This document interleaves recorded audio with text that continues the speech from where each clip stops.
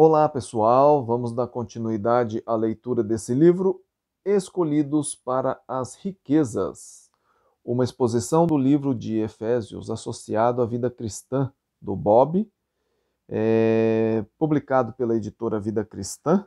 Já lemos o capítulo 1 e 2, vamos dar início agora ao capítulo 3. Se você não viu 1 e 2, veja aí na minha playlist, tá bem?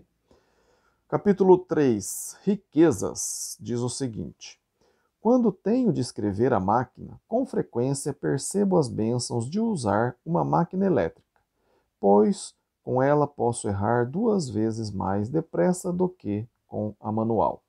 A tecnologia moderna não nos impede de cometer erros. De fato, algumas vezes ela coopera para isso. Assim sendo, com toda a nossa tecnologia e ciência, ainda continuamos pecadores necessitados da graça de Deus. Os pesquisadores científicos que nos trouxeram as drogas milagrosas tinham compatriotas que inventaram as armas atômicas destrutivas. Mesmo no apogeu de sua grandeza, o homem é uma criatura morta em suas transgressões e pecados. O homem pecador continua como centro do seu universo, prisioneiro da rede enganosa de seus próprios delitos. A sua cultura não o salvou. Em muitos casos, ela faz parte do problema. As pessoas tentam repetidamente rejeitar a descrição bíblica do homem como um pecador. Elas ignoram a declaração de Isaías 59:2. Abre aspas. Mas as vossas iniquidades fazem separação entre vós e o vosso Deus, e os vossos pecados encobrem o seu rosto de vós. Fecha aspas. A teoria do pecado, dizem elas, é degradante para o homem. Ela lhe dá complexos e inibições. Até mesmo psicólogos teóricos recentes apoiaram a descrição bíblica do pecado. Os trabalhos de homens como O.H. Malvrer e William Glasser e Mark Manninger revelam o ressurgimento de um ponto de vista moral na psicologia. Malvrer, por exemplo, em sua surpreendente obra, traduzida para português o título A Crise em Psiquiatria e Religião, declara, abre aspas, durante várias décadas nós, os psicólogos, consideramos toda a questão do pecado e responsabilidade moral como um grande pesadelo e aclamamos nossa libertação dela como fazendo época.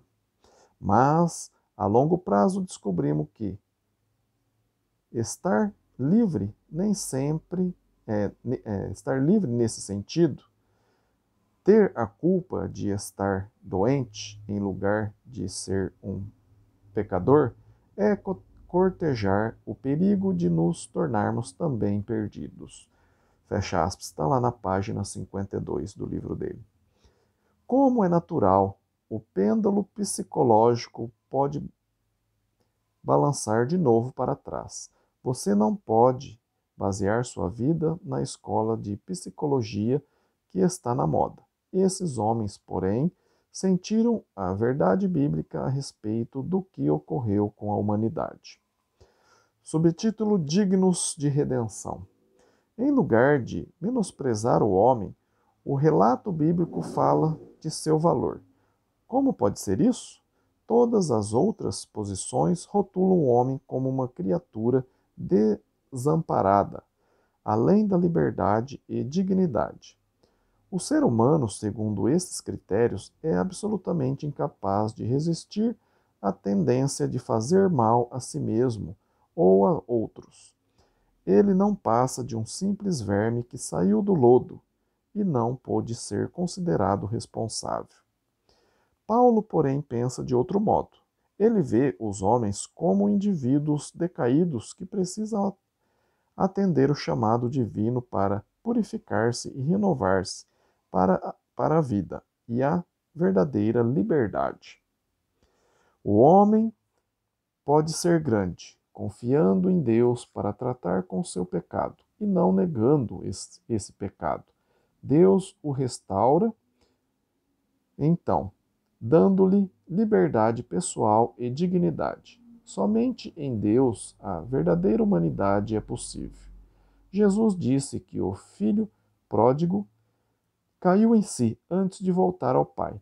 Cair em si é desejar uma reconciliação com o Pai. Aceitar uma avaliação mais baixa é nos colocarmos à venda na liquidação de refugos do diabo. Deus acredita que somos dignos de redenção. Satanás tenta convencer-nos que não temos valor. Sabemos que valemos alguma coisa para Deus, isso é, valemos alguém, com letra maiúscula. Para tornar-nos aquilo que devemos ser, o preço pago por Deus foi o seu Filho. O subtítulo: Gritar para os mortos, Efésios 2:1. Estamos mortos em nossos delitos e pecados. Não nos achamos apenas doentes, mas mortos. Os mortos não têm qualquer possibilidade. Ele está além da ajuda humana. É inútil gritar para um morto. Abre aspas. Muito bem, sei que você não está em boa forma, mas faça um esforço e levante-se. Fecha aspas. São palavras vãs. Nenhuma técnica psicológica, nenhum pensamento positivo, nenhum esquema do tipo faça você mesmo irá funcionar. Nenhum resgate será possível sem a ajuda divina. Só o poder de Deus em Jesus pode tirar-nos da sepultura do pecado. É necessário que sejamos moral e espiritualmente levantados dentre os mortos. Nesta condição, não nos aproximamos de Deus, sugerindo várias opções. Devemos concordar com a sua orientação e nos conformarmos às suas exigências sobre nós. Nada exigimos, mas pela graça recebemos tudo. Outro subtítulo: Filhos da ira, Efésios 2, versículo 2 e 3. Somos responsáveis pelo nosso pecado, diz Paulo, embora fôssemos influenciados pelo príncipe maligno da humanidade desobediente. Está lá em Efésios 2:2. Nós nos submetemos à vontade da carne e dos pensamentos. Efésios 2:3. Se tivéssemos tomado menos tempo para racionalizar e desculpar nosso comportamento, teríamos tido consciência de nossas transgressões. As consequências de nosso pecado são muito maiores do que podemos imaginar. Só merecemos a ira de Deus. Paulo não está desenvolvendo aqui as ideias de Romanos 5, relativas ao envolvimento humano nas consequências da rebelião adâmica. Em lugar disso, ele aponta os resultados de estarmos mortos, entre aspas, nos delitos e pecados. As consequências naturais disso seria recebermos merecidamente a ira de Deus. Era de esperar que só herdássemos a ira pelos nossos atos. Mas, em vez disso, o amor de Deus trouxe-nos graça em Jesus Cristo. Note que Paulo afirma que tanto os judeus como os gentios merecem a ira. Deus não tem raiva da humanidade. Pelo contrário, o termo ira aqui significa que Deus é inimigo do pecado e não pode nem irá permiti-lo, mas pode e irá perdoar o pecador arrependido que responde pela fé. Outro subtítulo: Vida celestial hoje, Efésios 2, de 4 a 7. Algumas declarações bíblicas são fortes, de profundo significado. As declarações, entre aspas, eu sou, do Evangelho de João ilustram perfeitamente essa ideia. Jesus diz, entre aspas, eu sou o pão da vida. Quanto significado está contido nessa breve afirmação? Jesus alega ser o sustentador, a fonte, o próprio centro da vida em si. Abre aspas, porque pela graça sois salvos, mediante a fé, fecha aspas, Efésios 2, 8. E uma dessas declarações, mas a passagem introdutória que a antecede é importante para compreendê-la. Só merecemos a ira de Deus, Efésios 2, 3. Mas Deus é rico em misericórdia e nos amou com grande amor, Efésios 2, 4. Assim sendo, podemos livrar-nos daquilo que merecemos. Os mortos podem ser levantados em Cristo, de modo que a ressurreição de Cristo é partilhada conosco. Deus também permite que participemos da exaltação de Cristo. Ele nos fez, abre aspas, assentar nos lugares celestiais em Cristo Jesus, fecha aspas, Efésios 2, 6. Participamos de uma vida celestial hoje. Temos em Cristo o ensejo de provar da exaltação do céu. Por esse motivo, a salvação pela graça é tão alegre e satisfatória. Ela nos leva à vida abundante. Estar sentado com Deus é partilhar do seu reino.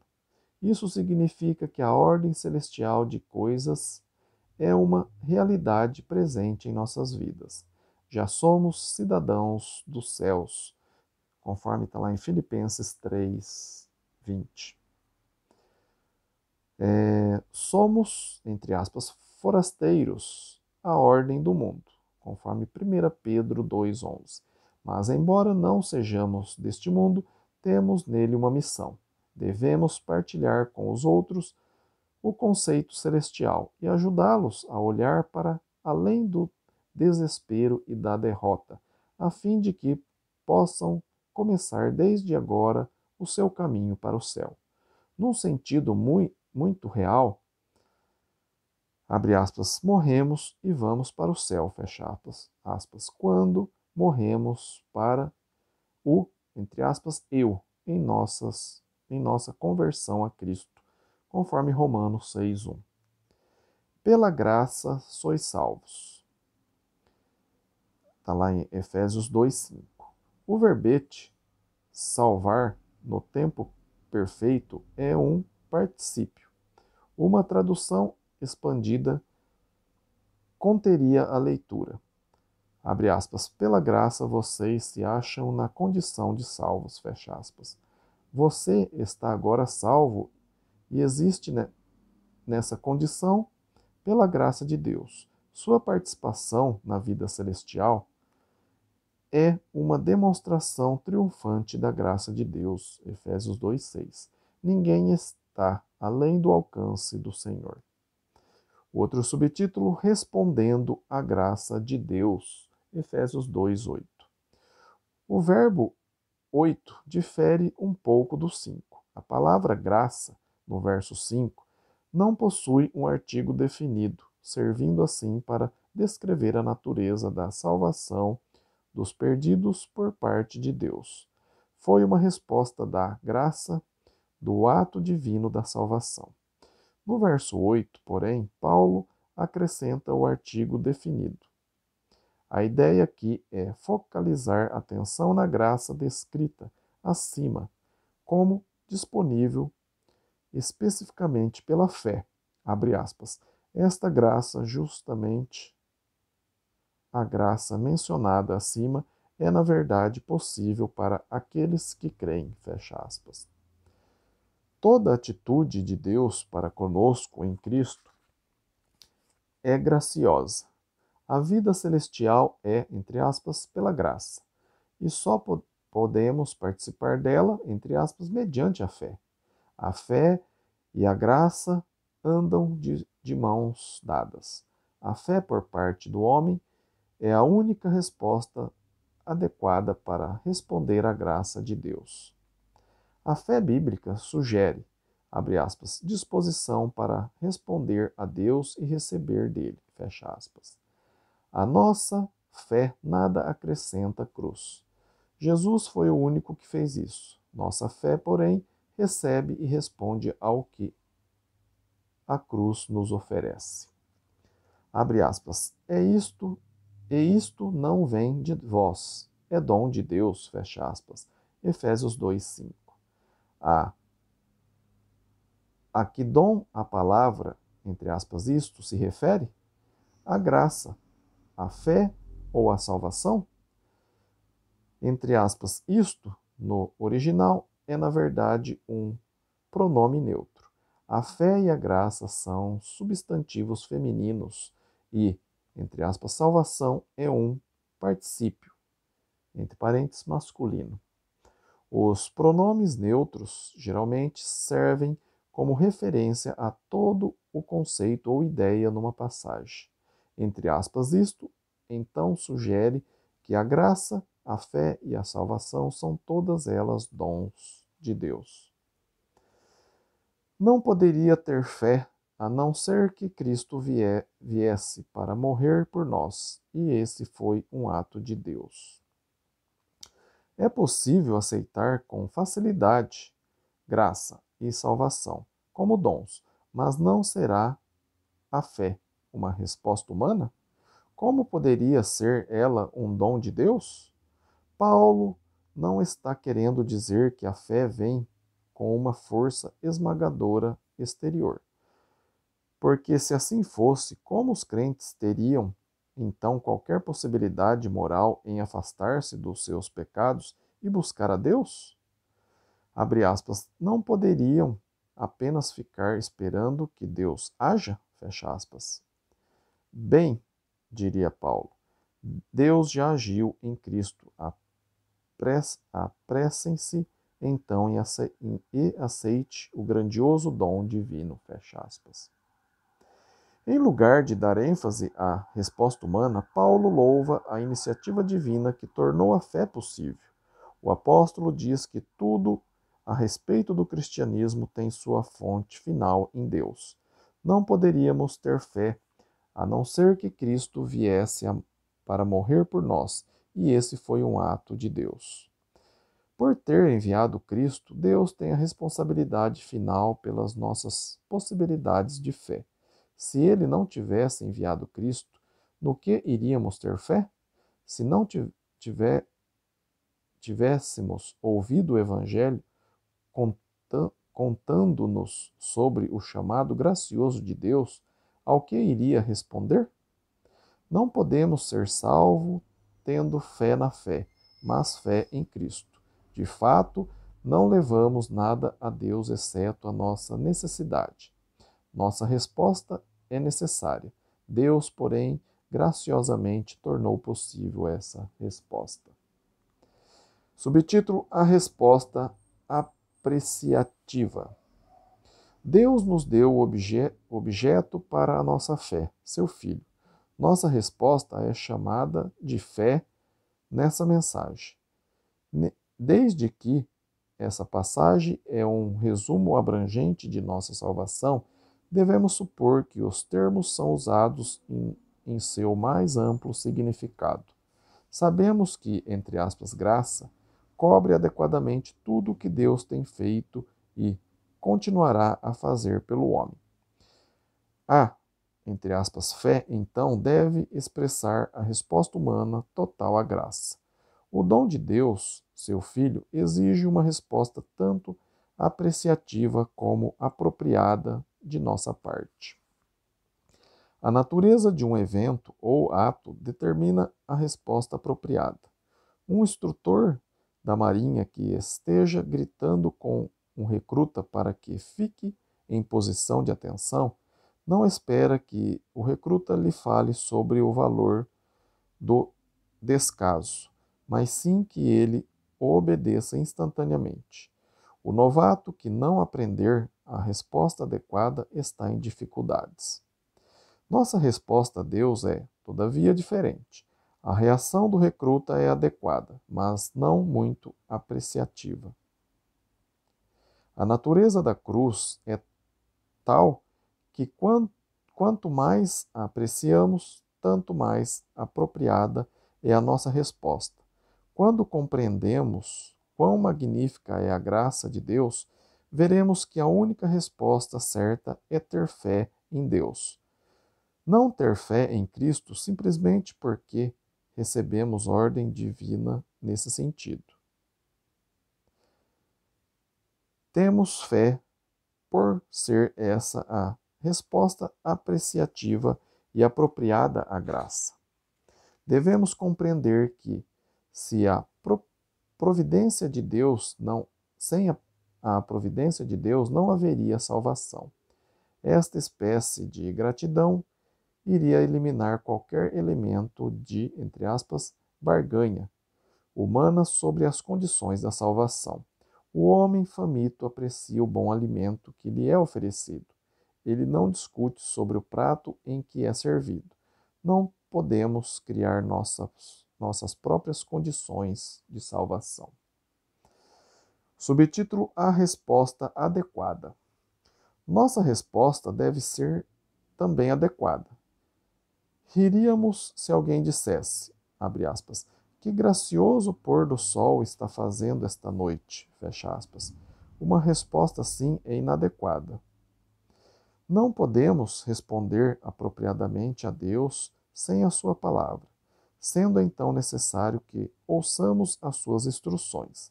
As leis e as instruções divinas nos informam sobre as coisas espirituais. Algumas leis são arbitrárias.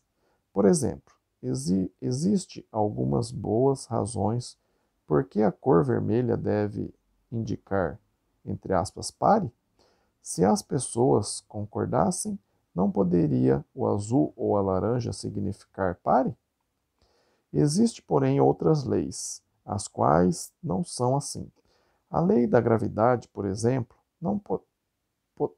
não podemos rejeitá-la, por mais que o desejamos. Uma resposta apropriada é sempre necessária, sem levar em conta a origem da lei.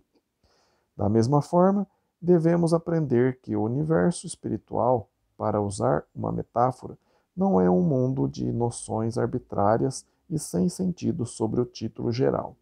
Entre aspas, Deus diz. Pelo contrário, Deus revela o modo como as coisas realmente são no reino espiritual. Cristo teve realmente de morrer, não havia outro meio. Ele sabia disso no jardim. Ele sabia não existirem outras opções.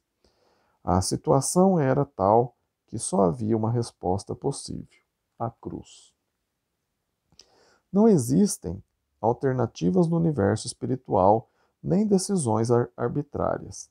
Deus revela o que é. Somos pecadores. Cristo teve de morrer por nós. Devemos apropriar-nos da graça de Deus. Não há outro meio. Ou somos salvos pela graça mediante a fé, ou não nos salvamos de modo algum. Nada além da fé é uma resposta apropriada de nossa parte. Subtítulo: Uma resposta total. Esta resposta abrangente de fé é apropriada porque responde à ação salvadora da graça de Deus. Quando consideramos seriamente nosso afastamento de Deus como sendo total, entre parênteses, físico, emocional e mental, fecha parênteses, vemos a necessidade de uma resposta completa. Nosso pecado nos afastou de Deus nas três áreas de nosso ser, conforme está lá Romanos, capítulo 1, versículo 24, 26 e 28. A nossa resposta de fé é então mental, emocional e física em relação à graça de Deus. A fé no desagrado de Deus para com o nosso pecado causa a resposta mental do arrependimento. A fé no ato de Deus, ao mandar seu Filho, faz com que nossos corações clamem por emoções purificadas em nossa admissão de fé. entre parênteses, confissão, quanto à filiação de Jesus. A fé no ato salvador de Deus na cruz e no túmulo aberto nos faz responder através do encontro de fé no batismo. A fé apreciativa e apropriada é aquela resposta total da pessoa, total à graça de Deus. O outro subtítulo, somos produtos dele, Efésios 2, de 9 a 10.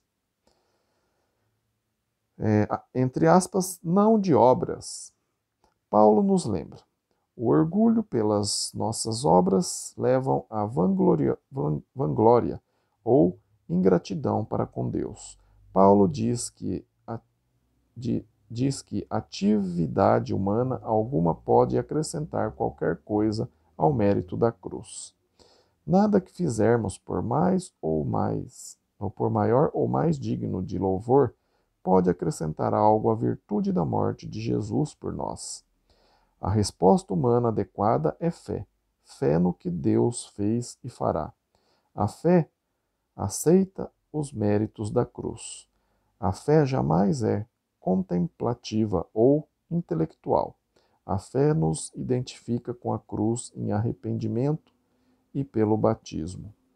O arrependimento e o batismo não são acréscimos à fé, mas retrata-se de fé em ação, reivindicando os benefícios da cruz e do túmulo aberto.